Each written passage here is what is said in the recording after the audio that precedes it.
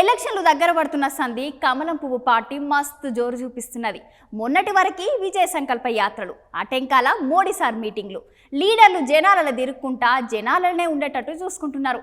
దాంట్లో భాగంగానే ఇవాళ కిషన్ రెడ్డి సారు పోయిన ఓ మీటింగ్లో సార్ మాట్లాడుతున్నాడు. గా ముచ్చట్లేందో ఓ మల్క చూసుద్దాం పాలి. ఎలక్షన్లు దగ్గర పడుతున్న సంది కమలపు పార్టీ మంచి జోరు మీద ఉన్నది. ఈసారి ఎట్లయినా సరే తెలంగాణలో ఎక్కువ సీట్లు గెలుస్తామని అంటున్నారు బీజేపీ లీడర్లు. అందరు లీడర్లు ఎప్పటికీ జనాలలో ఉండుకుంటా మంచి పేరు తెచ్చుకున్నారు.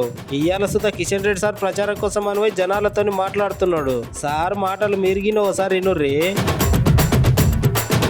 ప్రజల నుంచి స్పందన బీజేపీ చాలా ఉత్సాహంగా ముందుకెళ్తా ఉంది. కాబట్టి కాంగ్రెస్లో పూర్తిగా నిరాశ నిస్పృహ ఉంది. కర్ణాటకలో 90% పార్లమెంట్ స్థానాలు బీజేపీ గెలవబోతా ఉంది.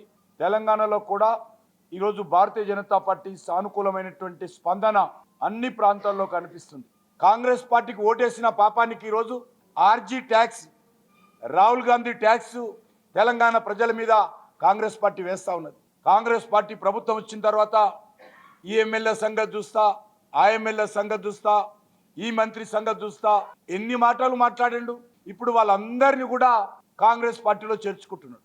మీరు కాంగ్రెస్ పార్టీలో చేరకపోతే మీ అక్రమ దందా వ్యవహారం బయటికి తీస్తా అని బెదిరించి ఒకరొకరిని కాంగ్రెస్ పార్టీలో చేర్చుకుంటున్నాడు. రేవంత్ రెడ్డి చేసినటువంటి ఉపన్యాసాలు, ఆ రోజు చేసినటువంటి బెదిరింపులు ఉత్తుత్తి మాటలే అని ఈరోజు తేలిపోయింది. కాళేశ్వరం మీద ఆ రోజు కేంద్ర ప్రభుత్వాన్ని లెటర్ రాశాడు, సిబిఐ దర్యాప్తు జరపాలని. కిషన్ రెడ్డికి దమ్ముందా? అమిత్ షా గారు అపాయింట్మెంట్ ఇస్తారా?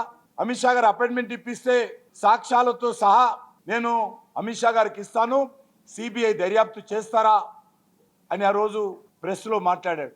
కానీ ఈరోజు 3 నెలలు దాటిపోయింది. కాళేశ్వరం కంచికెళ్ళింది. అవినీతి మరి ముచ్చటే లేదు. న్యాయ విచారణ పేరుతో కాళేశ్వరం దర్యాప్తును కోల్డ్ స్టోరేజ్లో పెట్టేశాడు.